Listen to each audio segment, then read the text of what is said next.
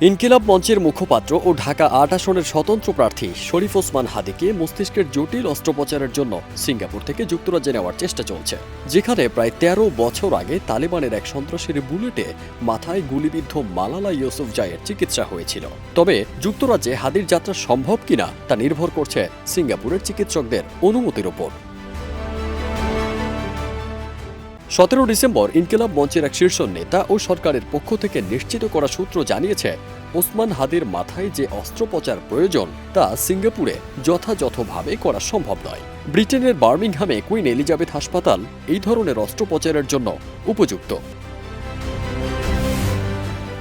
সূত্র আরও জানায়, ইনকিলাব মঞ্চ এবং বাংলাদেশ ও ব্রিটেনের কিছু শুভাকাঙ্ক্ষী প্রথমে তাকে ব্রিটেনে নেওয়ার চেষ্টা শুরু করেন। বর্তমানে সরকারও বিষয়টি নিয়ে দ্রুত পদক্ষেপ নিচ্ছে। তবে দীর্ঘ যাত্রা তার জন্য ঝুঁকিপূর্ণ হবে কিনা তা সিঙ্গাপুরের চিকিৎসকদের অনুমতির উপর নির্ভর করছে। এর আগে আইনজীবী সাইফুদ্দিন খালেদ তার ভেরিফাইড ফেসবুকে লিখেছিলেন, হাদীকে যুক্তরাজ্যে আনার চেষ্টা চলছে, সবার কাছে দোয়ার অনুরোধ। এদিকে আমার বাংলাদেশ পার্টি বা এবি পার্টির মুজিবুর রহমান ভূঁইয়া মঞ্জু বলেন, ওসমান হাদীকে ব্রিটেনের কুইন এলিজাবেথ হাসপাতালে নিলে একটি শেষ চেষ্টা হিসেবে হয়তো চিকিৎসা সফল হতে পারে। যুক্তরাজ্যে থাকা ভাই বোনদের অনুরোধ করে তিনি বলেন, যারা হাদীকে সাহায্য করতে চায় তারা ইনবক্সে যোগাযোগ করলে ওসমান হাদীর চিকিৎসার তথ্য পাঠানো হবে।